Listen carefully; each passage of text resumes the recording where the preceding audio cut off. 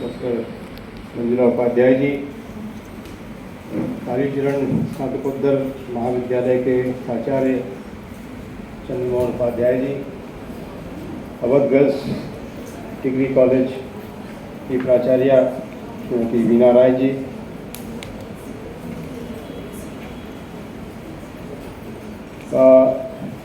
मंच पर उपस्थित माननीय गीतांजलि रस्तोगी जी, विनीता जी, जिन्होंने मुझे लगातार आग्रह करके यहाँ पर आपके सम्मुख आने का अवसर दिया, पवन उपाध्याय जी, इस हॉल में 3 उपाध्याय हैं, 4 और 5 उपाध्याय हैं, बाकी हम सब विद्यार्थी। मेरा फोन उपाध्याय का अर्थ ही है जो वेदों का शिक्षण कर सकता हो और शिक्षक। तो मैं ईश्वर से प्रार्थना करता हूँ कि बाकी हम सब में विद्यार्थी को बचा रहे और इन सभी आचार्यों की संगत में हम सब इस देश को अमृतकाल से 2047 तक पहुँचाने की जो यात्रा है उसमें अपना अपना योगदान कर सकते। आज एक विशेष अवसर है जिसके ऊपर इस परिचर्चा का आयोजन किया गया है। चंद्रमोहन जी और मंजुला जी और वीना जी ने लगभग इस विषय पर गांधी जी और शास्त्री जी के बारे में चर्चा कर ली है, इसलिए उस चर्चा को दोहराने का कोई अर्थ नहीं। मैं आपसे 2-4-6 छोटे निवेदन जरूर करूँगा। आप में से कितने लोगों ने गांधी जी को पढ़ा?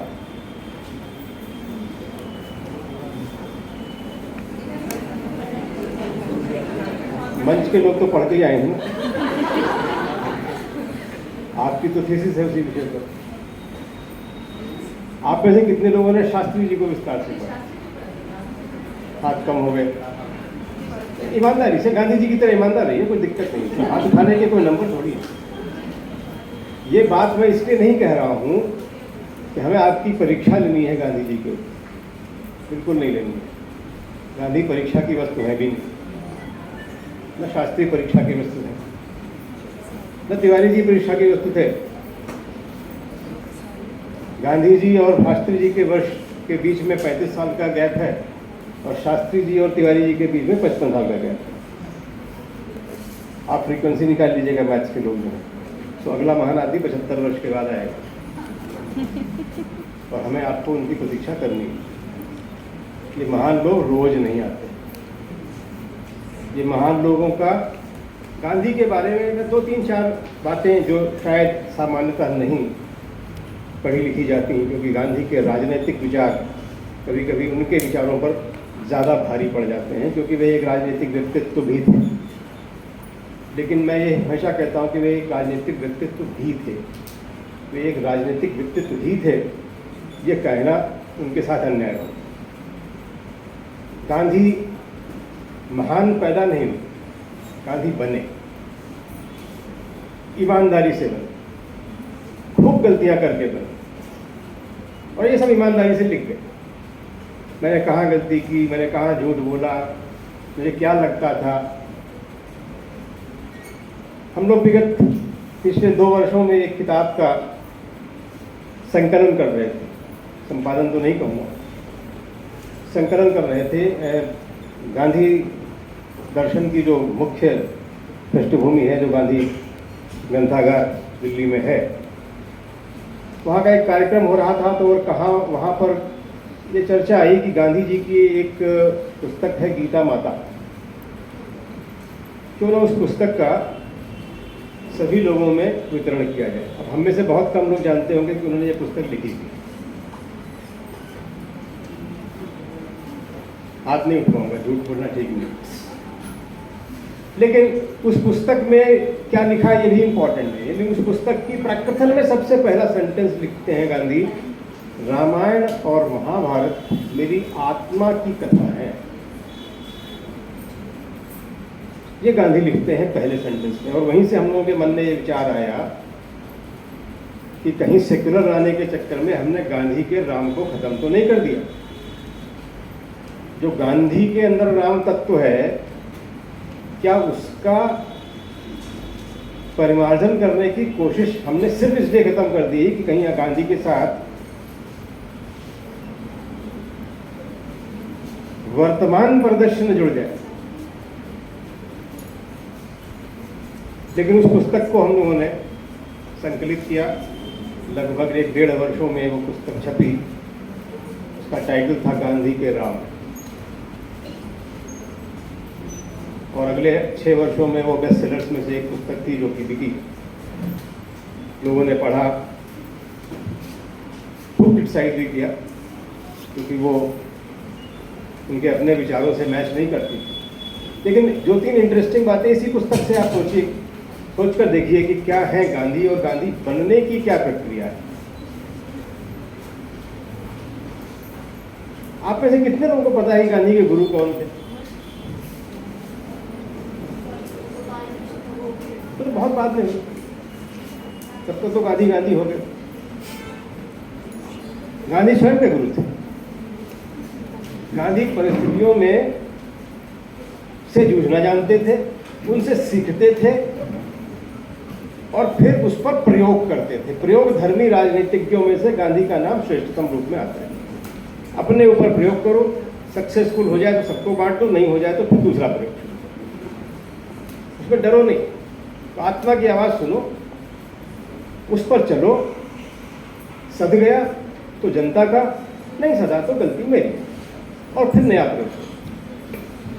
इसलिए जब कोई सतही दृष्टि से गांधी को देखता है तो कहता है इतने कॉन्ट्रडिक्शन में गांधी रहे, कभी इधर गए कभी उधर गए, कभी ये किया कभी वो किया। क्या उन्होंने हिंसा का सहारा नहीं लिया? फिर उन्होंने कहा गाय गौ रक्षा के लिए किसी की हत्या करनी पड़ी तो क्या वो हिंसा का सहारा ले रहे थे? नहीं, गांधी स्वयं से सीखते थे और उनको सीखने के लिए किसी बड़े विशेषज्ञ की आवश्यकता नहीं पड़ती। और ये आप में से हर व्यक्ति को समझ लेना चाहिए कि हम और आप गांधी बनने की यही एक शर्त है। और गांधी को पढ़ने से अधिक आवश्यक है गांधी का एक तत्व कोई अपने अंदर समाहित कर लेना। 2047 तक जब गांधी की हत्या के भी 99 वर्ष हो चुके होंगे, तब तक एक और गांधी कहीं दिखना चाहिए।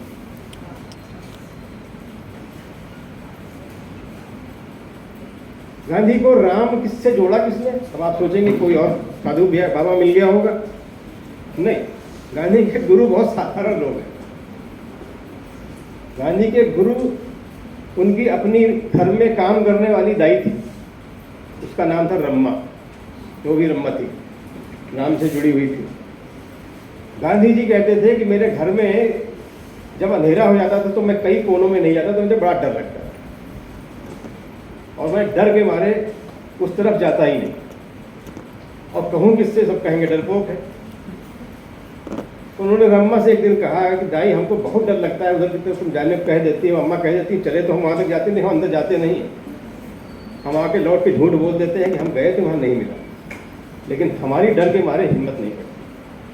तो रम्मा का पहला सूत्र था, अरे राम राम करते हुए चले जाओ भैया, सब डर चला जाएगा, सारा डर राम में, और राम तुम्हारी शक्ति बन जाएंगे। तो राम से पहला परिचय गांधी का रम्मा ने कराया डर से जीतने के लिए। वो राम राज्य तक बहुत बाद में पहुंचता है। दूसरी घटना वही होती है पोरबंदर। एक प्रसिद्ध स्वामी जी आए हैं, राम कथा का वाचन कर रहे हैं। गांधी जी को राम में कोई खास इंटरेस्ट नहीं है, लेकिन पिताजी को सुनना है, पिताजी का स्वास्थ्य खराब है, जिम्मेदारी दी गई कि तुम इन्हें ले जाओगे और तुम इन्हें ले आओगे, ये राम कथा सुनेंगे। अब जब सुनाने ले जाएंगे तो थोड़ी बहुत अपने काम में भी पड़ेगी। वो दूसरा दर्शन उनको राम का होता है, और तब उन्हें समझ में आता है कि राम के तत्व को समझना है, राम को नहीं। उन्होंने कभी भगवान राम की पूजा नहीं की, उन्होंने राम से क्या क्या सीखा जा सकता है इसकी बात की चर्चा, और उन्होंने राम के ऊपर कुछ नहीं होंगे तो कम से कम 250-300 उदाहरण ऐसे हैं जो उन्होंने अपनी विभिन्न प्रार्थनाओं और चर्चाओं के दौरान राम के ऊपर कहा है, और सबको कहा। और उनके राम दूसरे राम थे। तो सर्वधर्म में बोलते थे, कहते थे राम को मानो, अच्छा राम को नहीं मानते तो अपने वाले को मानो, जो जिसके अंदर है वही राम है।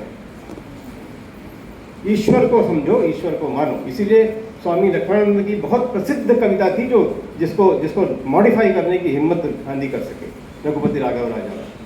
ये उनकी मूल रचना नहीं है, ये लक्ष्मणानंद जी की बड़ी भारी रचना है। उस रचना का एक अंग उठाया उन्होंने, और ईश्वर अल्लाह तेरो नाम सबको सन्मति दे भगवान। ये ईश्वर अल्लाह सब राम है, ये कहने की हिम्मत गांधी कर सकते। गांधी ऐसे राजनीतिक है। दक्षिण अफ्रीका में आंदोलन करते हैं। दक्षिण अफ्रीका कोई आंदोलन करने तो गए नहीं थे, बैरिस्टर थे, पेमेंट पे गए थे, बड़े बैरिस्टर्स में से एक थे, अच्छे पैसे मिलते थे, लेकिन घटनाओं से सीखने की जो क्षमता थी, एक घटना ने उन्हें हिला दिया और दूसरा गांधी तैयार हो। अगर अपमान करोगे तो गांधी के अंदर से फिर वो ज्वाला उठेगी, गांधी का शरीर मत देखो। और दूसरे जो छोटे गांधी जिनको हम लोग कहते हैं, लाल बहादुर शास्त्री, साइज में भी छोटे थे, शरीर में भी छोटे थे, लेकिन अगर मैं कहूं कि भारत की राजनीति में गांधीवादी तत्व उठाकर राजनीति में कौन घुस पाया, तो सिर्फ शास्त्री का नाम दिखता है मुझे, और कोई नाम दिखता ही नहीं। नेहरू बिल्कुल एंटी गांधी, वो कपड़े सिलने की बात ही नहीं है। शास्त्री के अंदर गांधी थे, वास्तविक गांधी थे, शायद उनसे भी ज्यादा परिमार्जित गांधी थे, क्योंकि उन्होंने गांधी से भी मिला था कुछ। उन्हें गांधी बनना नहीं पड़ा, उन्हें गांधी दिखे थे, उन्हें गांधी मिले थे, वो गांधी के साथ रहे थे, इसलिए उन्हें गांधी से सीधे सीखने का मौका मिला। दूसरे गांधी के गांधी बनने की जो यात्रा है, वो हमारे अंदर, हम सारे छात्रों के अंदर वो यात्रा इंपॉर्टेंट है। जब गीता में कहते हैं ना कि निष्काम योग, निष्काम कर्म क्या है, इसका भी खूब मिस इंटरप्रिटेशन हुआ है। अब मंजुला जी आ गई, अब ठीक कर देंगे सारा इंटरप्रिटेशन इसका। निष्काम कर्म है क्या? How many of you know? आपसे थोड़ी पूछ, जिनको पहुंचना है वहां पहुंचा नहीं है। मिस इंटरप्रिटेशन ये कि काम किए जाओ, चिंता मत करो, नहीं, ये निष्काम कर्म नहीं है। नहीं, फल के बगैर कोई काम ही नहीं होता।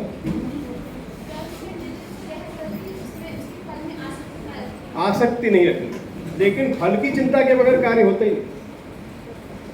और अगर एक फर्स्ट शब्द में कहूं, प्रक्रिया का आनंद लो, परिणाम का नहीं। परिणाम तुम्हारे हाथ में नहीं है, लेकिन प्रक्रिया पूरी तुम्हारे हाथ में। युद्ध जीतोगे कि नहीं जीतोगे ये अलग विषय हो सकता है, लेकिन युद्ध लड़ोगे कि नहीं लड़ोगे ये विषय नहीं है। तो आप प्रक्रिया को, प्रोसेस को एंजॉय करें। रिजल्ट्स क्या होंगे? युद्ध लड़ा जा रहा है यूक्रेन और रूस के बीच में, मीरा जी ने अभी जिक्र किया। कौन जीतेगा क्या पता, और अल्टीमेटली कौन जीतेगा ये भी नहीं पता। लेकिन क्या लड़ा नहीं जा रहा युद्ध? 6 महीने तो हो गए, लेकिन युद्ध के लड़ने की प्रक्रिया जारी है। हमारा जोर, वर्तमान में भी हमारा जोर क्या है कि हम आयुध में कमजोर थे। ये बात आपको अगर ध्यान हो, 1962 का युद्ध हम हारे और 1965 का युद्ध हमारे ऊपर थोपा गया अयूब खान द्वारा पाकिस्तान से, क्योंकि उन्हें गलतफहमी हो गई थी कि 62 में ये हार गए, अब हम भी निपटा लेंगे। और अब शास्त्री जी हैं तो निपटा ही लेंगे। और वो युद्ध शास्त्री जी ने अपने कौशल से बहुत जल्दी निपटा दिया, खत्म किया। और मजाक में उन्होंने ये कहा कि अयूब खान साहब कह रहे थे कि हम टहलते हुए नाश्ता दिल्ली में करेंगे। हमने सोचा उन्हें क्यों तकलीफ दे, हम लाहौर में ही चलते मिल लेते हैं।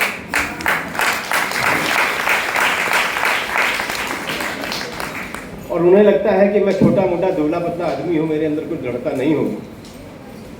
तो उन्हें बता देना चाहता हूँ कि हम भारतीय हैं और कितने दृढ़ हो सकते हैं, इसका एक परिचय उन्हें मिल गया है, भविष्य में भी मिलेंगे। दुर्भाग्य का विषय, मैं भारत का सबसे बड़ा दुर्भाग्य मानता हूँ शास्त्री जी का देहांत विचित्र परिस्थितियों में हुआ। लेकिन उससे जाने से पहले देखिए क्या है गांधीवादी तत्व क्या कहते हैं। गांधी अपने ऊपर प्रयोग करते थे और फिर लोगों को बताते थे कि ऐसा किया जाए। शास्त्री जी भी करते थे। पाकिस्तान के युद्ध को समाप्त कराने के लिए अमेरिका ने भारत को दबाव डालाया कि हम आपको देने वाला गेहूं नहीं देंगे यदि आप पाकिस्तान के खिलाफ युद्ध तत्काल समाप्त नहीं करते हैं। तो उन्होंने कहा यह कंडीशन मंजूर नहीं है। लेकिन करना क्या है? तो सबसे पहले उन्होंने ललिता जी से कहा, अपनी पत्नी से कहा कि मैं सारे देशवासियों से एक समय का भोजन छोड़ने की अपील करने वाला हूं, लेकिन सबसे पहले हमें स्वयं ये करना होगा। क्या हम कर सकते हैं? क्या हमारे बच्चे एक दिन भूखे रह सकते हैं? ललिता जी ने ये प्रयोग किया और तब उन्होंने कहा हाँ सब रह जाएंगे, जब आप रहेंगे तो शायद देश भी रह जाएगा। हम लोग तो बहुत छोटे थे, लेकिन मेरे पिताजी बताते हैं कि उस वक्त देश में एक भी चाय की दुकान नहीं खुलती थी, स्टेशनों पर दूध नहीं मिलता। ये किसी के आदेश से बंद नहीं था, ये शास्त्री जी के आग्रह से होने वाली प्रक्रिया थी। मेरे फादर बताते हैं कि स्टेशन पे कभी दूध लेने गए तुम लोगों के लिए, स्टेशन पे मिल ही जाएगा, तो दूध वाला झिड़क के कहता था कि शास्त्री बाबा भूखे बैठे हैं, तुम्हें दूध की पड़ी। एक टाइम दूध नहीं छोड़ सकते तुम्हारे बच्चे, उनके बच्चे छोड़ सकते हैं। जाओ, इस देश में एक अन्न बूंद नहीं मिलेगा दूध का। और उस एक ये व्यक्ति के द्वारा किए गए उस आंदोलन का परिणाम था, यह देश आत्मनिर्भर हो गया। क्यों? उनकी गणित सीधी थी, एक आदमी अगर एक पाव खाना खाता होगा तो 36 करोड़ लोग 36 पाव खाना बचाएंगे, तो वो उत्पादन ही होगा। और उस 36 करोड़ पाव से हम अपना देश का पेट भर लेंगे, हम किसी के आगे हाथ नहीं फैलाएंगे।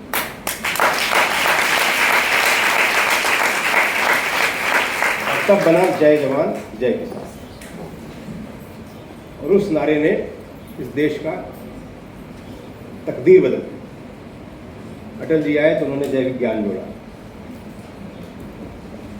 और अब मोदी जी आए तो उन्होंने उसमें सबका साथ, सबका विश्वास, सबका विकास जोड़ा। ये उसी की परिणति है। पहले करके देख लो, वो बात मत कहो जो कर नहीं सकते। उस क्वालिटी के नेताओं की बड़ी शॉर्टेज हो गई थी। शास्त्री जी उसके प्रतिबिंब थे। जो कहो वो करो, जो कर नहीं सकते वो कहो नहीं।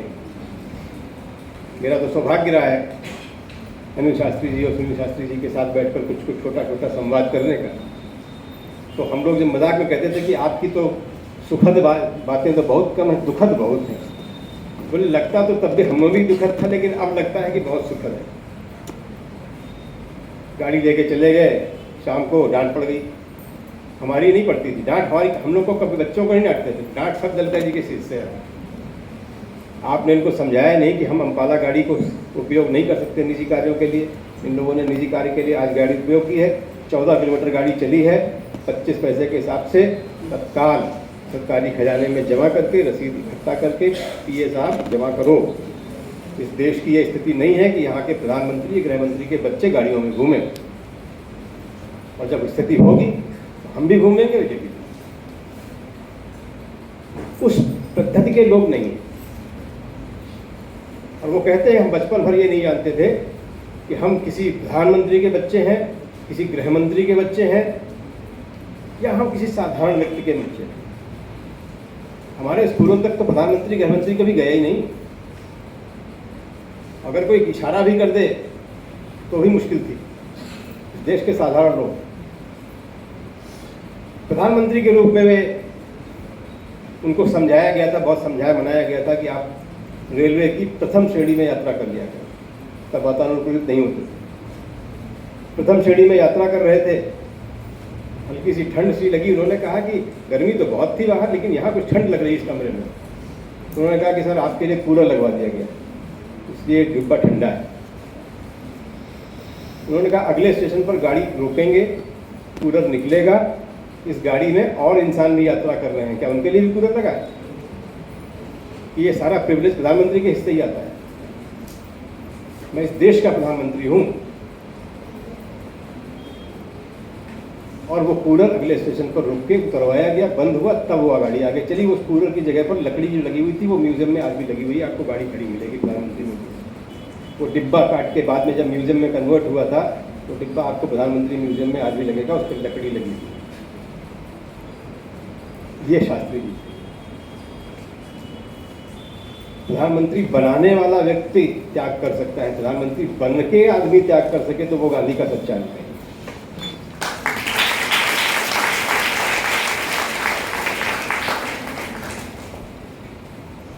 इसलिए इन विशेष बातों के ऊपर मैं आपसे छोटी छोटी चर्चा करना चाहता था। गांधी का जन्म गांधी के रूप में नहीं हुआ। Gandhi was not born as a privileged child. और गांधी की अपनी व्यक्तिगत जीवन की तमाम बाधाएं हैं अपने आप। बाद में जिन्होंने पढ़ी होगी, बहुत सारी पढ़ी होगी, बहुत ही कॉम्प्लेक्सिटी से भरा हुआ जीवन है उनका, क्योंकि वो प्रयोगधर्मी राजनीतिज्ञ हैं। वो प्रयोग करने से हटते नहीं, फेल होने से डरते नहीं, और फेल हुए भी खूब, अगर बहुत सारे फ्रंट्स पे देखा जाए तो। लेकिन गांधी के नाम से एक सूर्य चमकता है इस देश में, क्योंकि वो प्रयोगधर्मी राजनीतिज्ञ आपको जो दे गया है वो है तत्व। मालवीय जी गांधीवादी थे। क्यों थे? इसलिए नहीं, मालवीय जी भी गरीब पैदा नहीं हुए थे। मालवीय जी उस जमाने में बैरिस्टर जब करके आए थे, इस देश के सबसे महंगे वकीलों में से एक थे। उस समय वो 10,000 रुपये लेते थे, आज की तारीख में लगभग 1 करोड़ रुपये। यदि कोई मुकदमा प्राइवेट पार्टी उनसे कराना चाहती थी तो वो 10,000 रुपये की फीस लेते थे। और उस व्यक्ति ने संकल्प क्या लिया, और आप जानते हैं किस क्वालिटी के वकील थे। जिस केस में उन्होंने हाथ दिया उन्होंने सफलता ही हासिल की। लेकिन किया क्या? एक विद्यालय की स्थापना। वो विश्वविद्यालय कभी नहीं करते कि नाम हमारा दिया हुआ है, बाद में दिया हुआ है कि ये विश्वविद्यालय होगा। एक विद्यालय की स्थापना करने के लिए उन्होंने भिक्षा वृत्ति अपना ली। ये वृत्ति है, जानबूझकर लिया गया संकल्प। और जिस दिन से ये संकल्प लिया, उन्होंने अपने घर में अपना बनाया हुआ भोजन नहीं किया। भोजन कोई देगा तो करेंगे। इतना बड़ा संकल्प उठाया और आज उसका परिणाम आप देखते हैं। तो गांधी से जो तत्व निकालकर अपने अंदर डालना है, ये बहुत सारे हैं। सारे मत डालने की कोशिश कीजिएगा, दूसरा गांधी बनना बहुत मुश्किल है।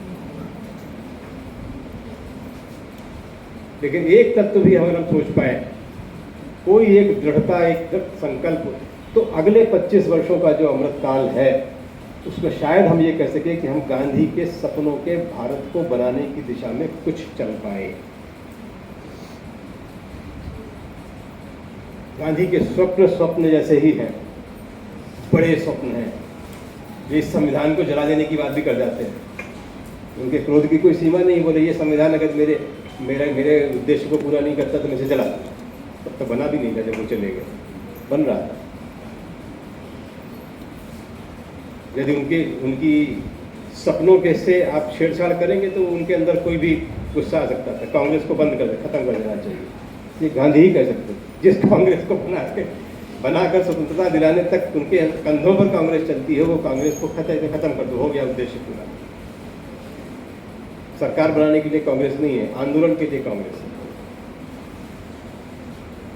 तो ये जो दृढ़ता है, ये संकल्पबद्धता है, ये जो व्रत संकल्प लेने की परंपरा है, जिसे हम समझ तो गए हैं, अब उठाने की आवश्यकता है। और तभी कहा गया कि जब संकल्प होंगे तभी सिद्धि होगी। संकल्प से सिद्धि की यात्रा में हम गांधी बाबा को नमन करें, हम शास्त्री जी को नमन करें, और उसी श्रृंखला में मैं तिवारी जी को भी अपने नमन करूंगा। ये भी तिवारी साहब मेरे व्यक्तिगत रूप से बहुत अच्छे मित्र हैं। एसपी साहब से नहीं मुलाकात हो पाई मेरी, ये मेरा दुर्भाग्य था। तो जैसे ही पहुंचा वैसे ही वो चल दिए। और ऐसी यात्रा में हम सब लोग संकल्पबद्ध होकर यह संकल्प करें कि अगले 25 वर्ष के बाद जब ये अमृतकाल पूर्ण हो रहा होगा तब हम कहाँ होंगे और उसमें हमारा अपना योगदान क्या होगा। महापुरुषों को याद किया जा सकता है, लेकिन उनसे सीख कर आगे बढ़ना ही संकल्पबद्धता है। मैं इस आह्वान के साथ आप सभी को बहुत बहुत धन्यवाद देता हूँ कि आपने मुझे इस कार्यक्रम में आने का अवसर दिया। बहुत बहुत